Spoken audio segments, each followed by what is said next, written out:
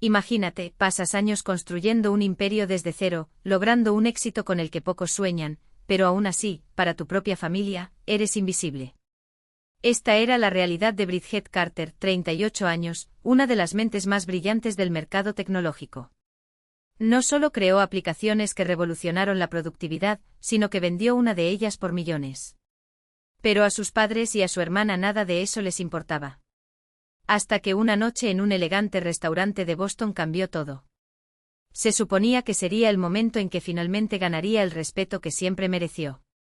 Bridget planificó cada detalle, una mesa reservada en uno de los lugares más exclusivos de la ciudad, platos refinados y la gran ventaja, billetes de primera clase a Hawái, uno para cada uno de ellos. Se imaginó las sonrisas, los elogios, tal vez incluso un abrazo sincero. Pero la realidad fue muy diferente. En cuanto se abrieron los sobres con las entradas, el ambiente cambió. Su hermana, con ese aire de superioridad que siempre tuvo, arrojó la nota sobre la mesa con desdén. «¿Todavía crees que puedes comprar nuestro afecto?», dijo con un tono que mezclaba sarcasmo y desprecio. El padre, sin ceremonia alguna, soltó una carcajada, suficiente para llamar la atención de los demás clientes. «Aquí no le gustas a nadie, Bridget», declaró como si fuera una broma de mal gusto. ¿La madre? Ni una mirada. Ni una palabra. Solo el habitual silencio cómplice. El dolor era tan intenso que podría haberla derribado. Pero Bridget no se calló. Esta vez no. Con una sonrisa fría y una calma que la sorprendió incluso a ella misma, simplemente dijo, «Entendido». Se puso de pie, dejó atrás sus risas resonando entre los cubiertos de plata y se fue con la cabeza en alto. Afuera, el viento del puerto le golpeaba la cara, como si la propia ciudad la aplaudiera. Minutos después, el celular vibró. Un mensaje de la hermana: «Buena suerte intentando comprar el respeto». Esas palabras fueron el colmo. Bridget decidió que nunca más volvería a pedir migajas de afecto. Y cuando, semanas después, comenzaron las llamadas telefónicas desesperadas, solicitudes de perdón, intentos tardíos de reconciliación, ella ya había doblado la esquina. «¿Pero qué hay de ti? Si estuvieras en su lugar, ¿qué harías? ¿Perdonarías a quienes siempre te menospreciaron o les dejarías cosechar lo que sembraron?» Piensa detenidamente antes de responder. Desde pequeña, Bridget ha sido la hija olvidada. Si bien su hermana mayor, Wendy, brillaba con calificaciones perfectas, trofeos de fútbol y una personalidad que encantaba a todos, ella era simplemente la tranquila, la que pasaba desapercibida. El padre nunca ocultó su preferencia. «Esa es mi niña», dijo con orgullo, mientras miraba a Wendy. Para Bridget, solo hubo críticas: «Eres demasiado tímida», como si ser reservada fuera un defecto. ¿La madre? Siempre en silencio, como si no quisiera involucrarse. A los 10 años, Bridget construyó un cohete para la Feria de Ciencias. Pasó noches ajustando cada pieza y en el gran día, voló más alto que todos los demás y se aseguró el primer lugar. Corrió a casa emocionado con el listón del campeonato en las manos. Pero durante la cena nadie se dio cuenta. Su padre comentó distraídamente sobre la beca que Wendy había ganado con un discurso. «Algunas personas simplemente no nacieron para ser el centro de atención», bromeó su hermana, con esa sonrisa que siempre la hacía sentir pequeña. Bridget se tragó las lágrimas. Esa noche se prometió a sí misma que algún día demostraría su valía, no con palabras, sino con hechos innegables. La escuela secundaria no fue diferente. Wendy dirigió el equipo de debate y llenó la sala de elogios. Bridget, a su vez, encontró refugio en el laboratorio de informática y aprendió a programar en máquinas obsoletas. «Esto no te llevará a ninguna parte», dijo su padre, como si su futuro ya estuviera escrito. La madre solo preguntó si sus notas estaban actualizadas. Pero continuó noche tras noche creando aplicaciones que poco a poco empezaron a cambiar su vida. En la universidad, mientras Wendy seguía el camino correcto, el marketing, como lo aprobó su padre, Bridget ya pagaba sus propias facturas con las ganancias de sus programas. A los 23 años lanzó una aplicación de gestión de tareas que se convirtió en furor. Un gigante tecnológico lo compró por $8 millones. Llamó a casa, temblando de emoción, esperando que esta vez fuera diferente. «Eso es bueno, hija», dijo su padre, antes de cambiar de tema al ascenso de Wendy. «Mamá envió una tarjeta. Sin firma.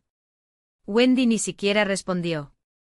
Ella pensó que el dinero cambiaría algo. Que finalmente verían la mujer en la que se había convertido. Pero no.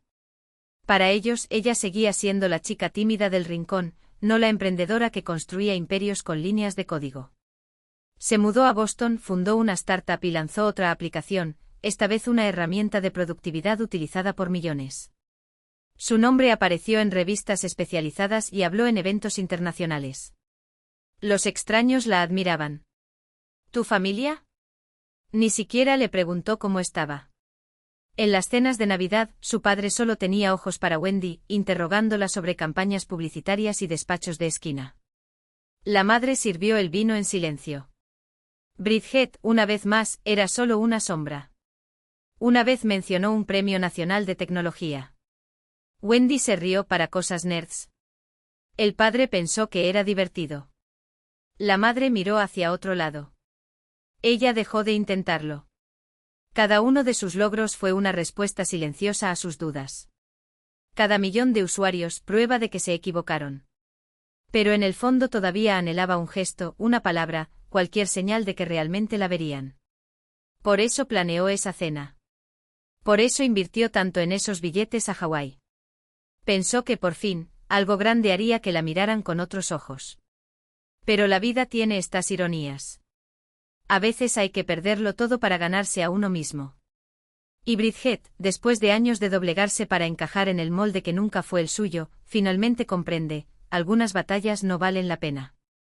El verdadero respeto no se puede comprar. Ni siquiera se suplica. Es conquistado y, cuando es necesario, es elegido para vivir sin él. Esa noche algo dentro de mí se rompió. Ya no era la chica tranquila a la que podían ignorar. Ya no era la hija conveniente que tragaba ranas en silencio. Ha llegado el momento de parar. A la mañana siguiente, sentado en mi apartamento de Boston, con el horizonte brillando más allá de la ventana, hice la llamada que había estado planeando desde que salí de ese restaurante. Mi abogado respondió al primer timbrazo. Vender la casa en Cape Cod, dijo con una firmeza que ni siquiera yo reconocí. Era la herencia de mi abuelo, lo único que realmente me pertenecía. Antes del anochecer, un promotor ofreció $2 millones en efectivo. Sin preguntas. Se cerró el trato, se cambiaron las cerraduras y por primera vez en años, sentí que me quitaban un peso de encima. 3 días después sonó el teléfono. Era mi padre, su voz temblaba de ira. ¿Qué diablos hiciste, Bridget? Gritó como si hubiera cometido un crimen. Esa casa era el legado familiar y la vendiste como un egoísta desagradecido. Alejé el teléfono celular de mi oreja y sus palabras resonaron con el mismo desprecio de siempre. No respondí. Acabo de colgar. A continuación llegó el mensaje de Wendy, cada palabra llena de veneno. Traicionaste a la familia al vender la casa del abuelo de esa manera. Lo borré sin leer hasta el final. ¿Pensaron que me harían retroceder con culpa? Eso me doblegaría una vez más. Se equivocaron. Al día siguiente mi madre apareció en mi puerta con el abrigo abotonado hasta el cuello para protegerse del frío otoñal. Se sentó en el sofá agarrando su bolso como si fuera un escudo, sus ojos escapaban de los míos. Estamos heridos, Bridget, dijo en voz baja como siempre. ¿Por qué no hablaste con nosotros antes? Su voz era dulce, pero no había ni una pizca de arrepentimiento allí, ni ninguna mención de los años que me dejaron hundirme en su negligencia. Esperé. Estaba esperando algo, una señal de que finalmente me vio. Pero solo hubo un suspiro y ella se fue. Tu visita me dolió, no por su presencia, sino por la ausencia de lo que siempre me faltó, coraje para defenderme. Necesitaba que alguien realmente me viera. Entonces busqué a Eric, mi novio compañero de trabajo, el único que siempre entendió mi determinación.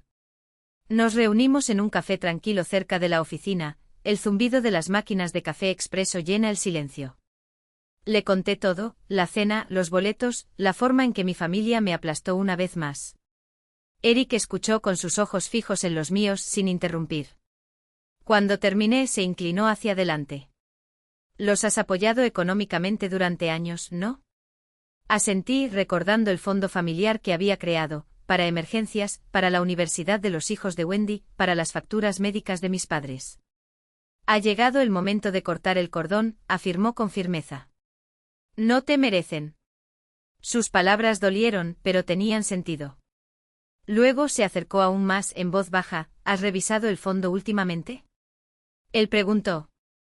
Wendy ha estado gastando mucho, auto nuevo, viajes. Vale la pena echarle un vistazo. Me quedé helado. El fondo lo había creado con millones de mis solicitudes, confiando en que ella lo administraría honestamente. La idea de que pudiera estar malversando dinero era como un cuchillo, pero en el fondo no me sorprendió. Eric se ofreció a sacar los registros financieros, sus habilidades tecnológicas eran perfectas para desentrañar los detalles. Averigüemos qué está pasando realmente, dijo, estrechándome la mano. Salí del café con nueva claridad. Vender la casa fue solo el comienzo. Mi familia pensó que podían mantenerme en las sombras, pero yo estaba lista para brillar por mi cuenta. El apoyo de Eric me dio la fuerza para afrontar lo que estaba por venir y lo que revelaría el fondo. 2 semanas después, Eric descubrió algo que me dejó sin aliento.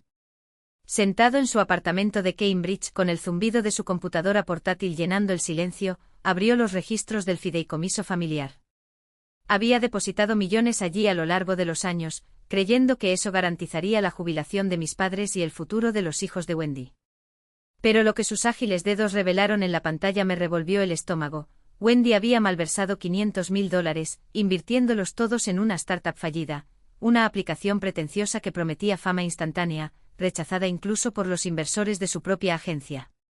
Mi hermana había usado mi dinero para financiar su capricho, dejando el fondo casi vacío. Miré los números con los puños apretados. Ella ni siquiera preguntó, susurré. Eric asintió con la mandíbula apretada. Ella pensó que nunca te darías cuenta. La traición me dolió, pero curiosamente no me sorprendió. Wendy siempre actuó como si mi éxito fuera un banco del que ella tuviera derechos ilimitados de retiro. Confié en ella por su experiencia en marketing, pensando que sabía lo que estaba haciendo. Ahora la veía como lo que realmente era, una oportunista que se aprovechó de mi generosidad. Tomé una decisión de inmediato. Se acabó, le dijo a Eric. Me agarró del hombro. Hagamos esto oficial. Al día siguiente llamé a mi abogado. Le ordené que transfiriera el saldo restante del fondo, apenas $1 millón, a una institución de Massachusetts que atiende a niños en hogares de acogida. Era justo, mi dinero iría a parar a quienes realmente lo necesitaban, no a una hermana que lo había desperdiciado. El papeleo se completó en una semana. Cada centavo movido legalmente. No se lo dije a la familia. Lo descubrirían por sí mismos. Y se enteraron. Rápidamente.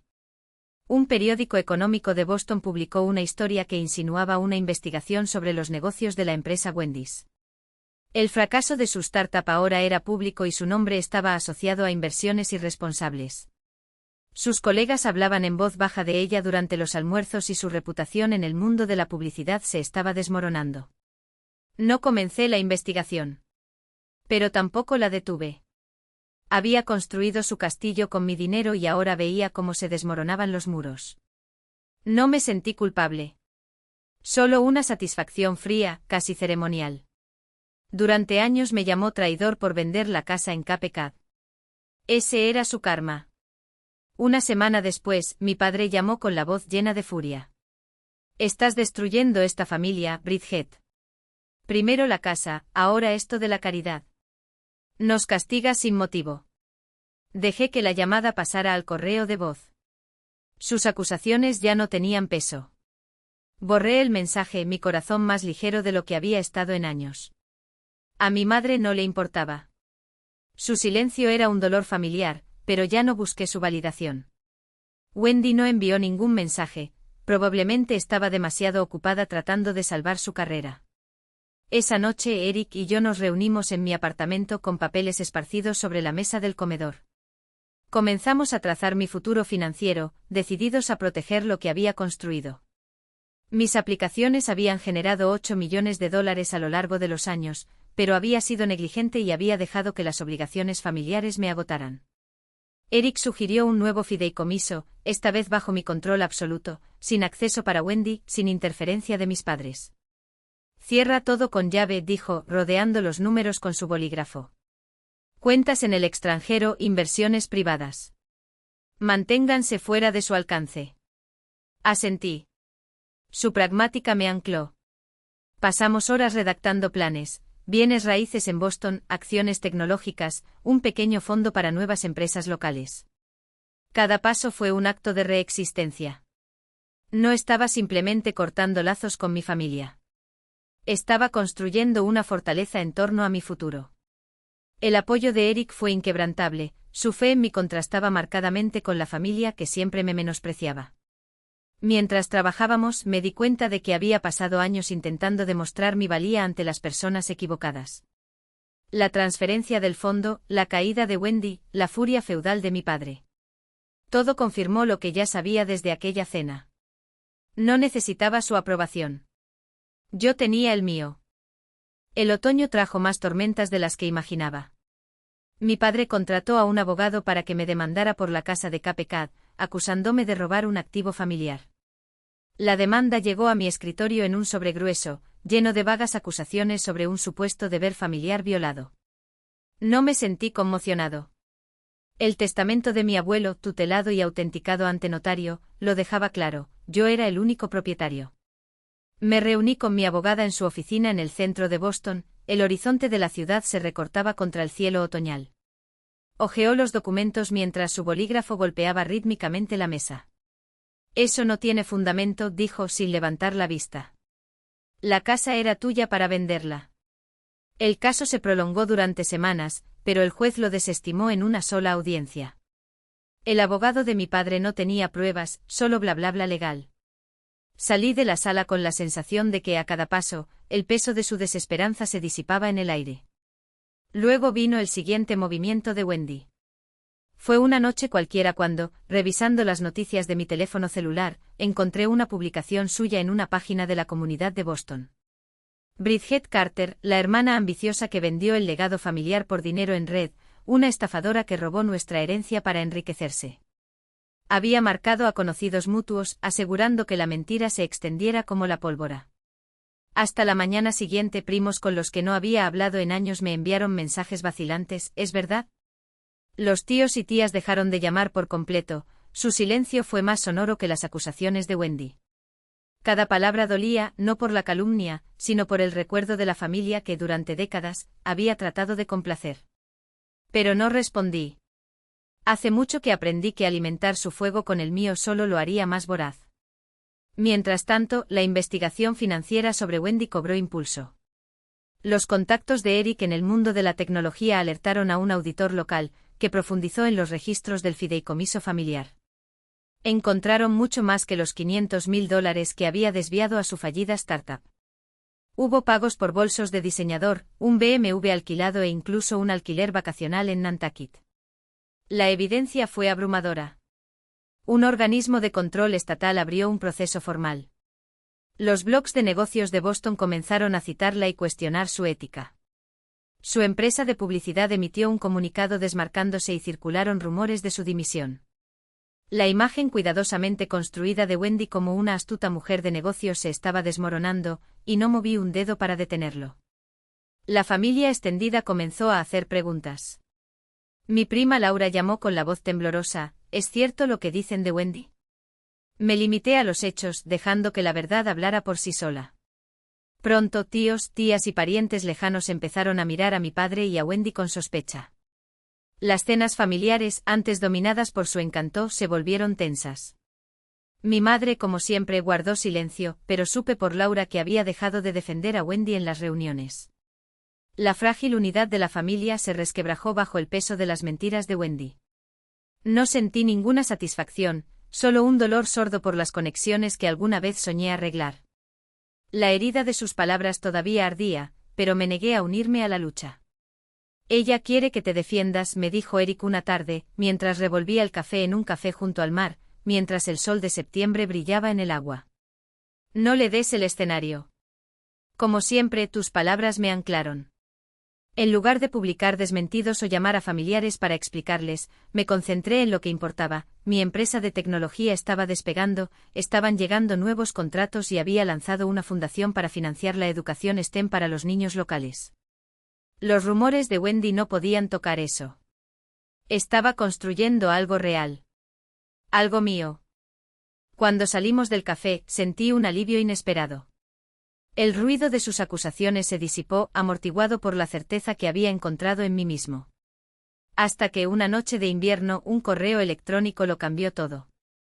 Provenía del abogado de mi abuelo William, un nombre que no había oído desde que liquidó su patrimonio años antes. Se adjunta una carta manuscrita con su letra sesgada, fechada semanas antes de su muerte. Bridget comenzaba. Siempre has tenido un fuego dentro de ti. No dejes que nadie lo apague. Vive según tus valores, no según sus expectativas. Habló del orgullo que sentía por mi determinación, por mi independencia, cosas que mi familia nunca reconoció. Me pidió que trazara mi propio camino, que dejara ir a aquellos que no podían ver mi valor. Me senté en mi escritorio, la nieve caía suavemente afuera de mi departamento de Boston, las lágrimas empañaban las palabras. William me vio cuando nadie más lo hizo. Sus palabras fueron como una mano que se extendió a través del tiempo, firme, sosteniéndome. Mientras el mundo de Wendy se desmoronaba, la investigación financiera, ahora pública, expuso la malversación de más de $500.000 del fondo familiar. Su fallida startup fue solo el comienzo. Los auditores encontraron pagos por lujos personales, ropa de diseñador, un yate alquilado para una fiesta de un cliente, viajes que nunca justificó. Su empresa la despidió, los clientes cancelaron contratos alegando abuso de confianza. Un periódico local publicó una historia sobre su caída, vinculando sus mentiras en las redes sociales sobre mí con su conducta financiera. Su reputación en Boston, que alguna vez fue su mayor activo, se convirtió en cenizas. No me puse en contacto. Ella había construido su imperio sobre arena y lo vi desmoronarse desde lejos, sin alegría, sin remordimiento, solo la sensación de que un ciclo finalmente se cerró. Mis padres se enfrentaban a su propio ajuste de cuentas. La demanda perdida por su casa en Cape Cod les costó miles de dólares en honorarios, agotando sus ahorros. La terquedad de mi padre, alimentada por el orgullo, se volvió contra ellos cuando mis primos y tíos descubrieron sus intentos, junto con Wendy, de sabotearme. Los almuerzos familiares se volvieron más calientes. Los familiares susurraban sobre su codicia. Mi madre, siempre silenciosa, perdió el poco respeto que tenía por parte de sus hermanos, quienes vieron su omisión como una complicidad. Su otrora preciado estatus social se evaporó cuando la familia se volvió contra la verdad que tanto intentaron ocultar. Supe por un primo que habían pedido un préstamo para cubrir los gastos, su estilo de vida ya no era sostenible. Sentí opresión en el pecho, pero pasó. Sus decisiones no eran mías para soportarlas. Ese otoño comencé la terapia. Semanalmente me sentaba en la acogedora oficina de Back Bay, inicialmente para procesar la traición de Wendy y el rechazo de mis padres. Pero con el tiempo descubrí verdades más profundas, había pasado décadas persiguiendo una aprobación que nunca llegaría, vinculando mi valor a su validación. Sesión tras sesión, entendí que su desprecio hablaba más de sus propios fracasos que de mí. No necesitas su luz para brillar, me dijo una vez mi terapeuta. Esa frase hizo eco. Empecé a dejarme llevar, no por ellos, sino por la necesidad de demostrar algo. Mis $8 millones en activos, mi imperio tecnológico, la fundación de mis hijos. Todo esto era mío, construido sin un solo cumplido por parte de ellos. La carta de William selló esta verdad. Una noche de nieve, Eric me llevó a un pequeño café en Norton, cuyas ventanas estaban iluminadas por luces parpadeantes. Pasamos meses planificando mi futuro financiero, protegiendo mi fortuna en fideicomisos e inversiones inquebrantables. Pero esa noche fue diferente. Estaba más tranquilo, con los dedos inquietos en el bolsillo. Mientras observábamos los copos de nieve bailar afuera, deslizó una pequeña caja sobre la mesa. Bridget dijo en voz baja pero firme. Tú eres mi hogar. ¿Quieres casarte conmigo? Mi corazón se aceleró, no de miedo, sino de una alegría que no sabía que podía existir. Sí, respondí con la voz entrecortada, mientras deslizaba un anillo en mi dedo que brillaba más que cualquier reliquia que mi familia pudiera darme.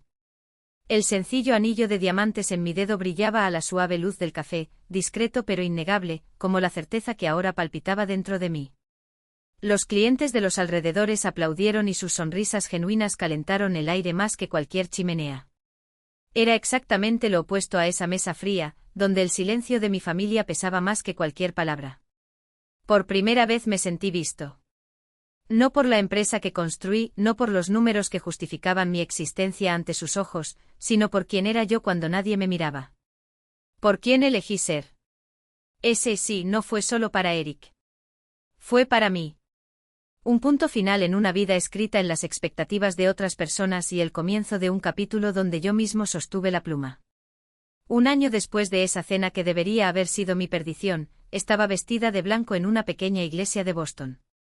Las velas parpadeaban contra las paredes de madera, iluminando los rostros de aquellos a quienes elegí para estar allí, amigos que se convirtieron en familia, colegas que celebraron mis victorias sin dudar jamás de mi valía. Mi padre, mi madre, Wendy, ninguno de ellos ocupaba un banco en esas filas. No por venganza, sino por paz. Su ausencia ya no dolía como una herida abierta, sino como una cicatriz que finalmente ya no picaba. Había hecho las paces con el hecho de que unos pocos silencios son suficientes respuestas. Mientras caminaba por el pasillo, los ojos de Eric me anclaron como un faro. No hubo vacilación en su sonrisa, ni sombra de duda en la forma en que sus manos encontraron las mías. Los votos que intercambiamos no fueron solo promesas el uno para el otro, sino también para mí mismo, que nunca más volvería a doblar mi columna para encajar en moldes que me aplastaban. Que mi lealtad pertenecía, sobre todo, a la mujer en la que me había convertido. Cuando el sacerdote declaró nuestra unión, supe con una tranquila certeza, que ese era el lugar al que pertenecía. No como la hija que no había logrado salvar el apellido, no como la hermana que había cargado con una culpa que no era suya, sino como Bridget, entera, libre, a cargo de sus propias decisiones. Los rumores sobre el declive de mis padres me llegaron como ecos lejanos. Mi padre y mi madre, que alguna vez fueron intocables, ahora luchaban por mantener las apariencias mientras las deudas de la quiebra se los tragaban. La fortuna que una vez usaron como arma se había desvanecido, y con ella, la lealtad de quienes una vez los rodearon. Las cenas de Navidad, que alguna vez fueron escenarios del poder, ahora se llevaron a cabo sin ellos. La familia extensa, cansada del drama, optó por distanciarse. No los busqué. No por indiferencia, sino porque su caída fue el resultado natural de un castillo construido sobre arenas movedizas, orgullo y control. La frialdad de mi madre, que una vez me había cortado como navajas, ahora era simplemente una realidad, tan neutral como la nieve que caía afuera de la iglesia. En cuanto a Wendy, su final fue tan espectacular como merecía su caída. Las mentiras que tejió para destruirme regresaron contra ella como un agudo boomerang. La malversación de $500,000 del fondo familiar, dinero que ella había malversado para tapar agujeros en sus propios fracasos, salió a la luz en una investigación que la arrastró por los tribunales. Su empresa quebró, los clientes huyeron y su nombre se convirtió en sinónimo de deshonestidad en los círculos empresariales de Boston. Las disculpas públicas que intentó vender fueron recibidas con escepticismo. La gente no perdona tan fácilmente a quienes los traicionaron por codicia. Vi su foto en una columna de periódico con los ojos vacíos y la postura encorvada, una sombra de la mujer que una vez me había mirado con tanto desprecio. No sentí triunfo. Solo el alivio de saber que, por fin, había cosechado lo que había sembrado. Sus consecuencias fueron las de ella. Mi energía ahora pertenecía a algo más grande. Con el dinero de la venta de la casa que mi abuelo había construido, y que mi familia había convertido en un símbolo de opresión, fundé la Fundación William Carter. Un legado que honró al hombre que siempre había creído en mí, no a través de muros y posesiones, sino a través de oportunidades. En los primeros 12 meses, otorgamos más de $1 millón en subvenciones a mujeres jóvenes de Massachusetts que, como yo, soñaban con convertir el código en empresas. En la gala de lanzamiento en el salón de un hotel de Boston, vi a una chica de 20 años presentar su aplicación a los inversores, con los ojos brillando con la misma determinación que vi en mi reflejo hace años. Allí, en esa habitación llena de futuro, estaba el verdadero legado de William. No en los ladrillos que vendí, no en el apellido que dejé atrás, sino en el coraje que ahora transmití. La terapia me enseñó que la autoestima no es algo que se gana, es algo que se elige. Las acusaciones de mi familia, sus mentiras, su abandono, eran espejos rotos que reflejaban sus propios fallos, no los míos. Pasé años intentando demostrar que era suficiente, cuando la única aprobación que necesitaba era la mía. Mi empresa, mi fundación, mi matrimonio, todo era mío, lo construí con mis manos y según mis condiciones. Y la carta de William, guardada como un talismán, selló esa verdad para siempre: no tienes que ser perfecta, Bridget. Solo tienes que ser libre. Aprendí esta lección para mí como un mantra silencioso, guiando cada paso que di a partir de ese momento. Cuando Eric y yo salimos de la iglesia, con las manos entrelazadas, el aire frío de la noche no me hizo temblar.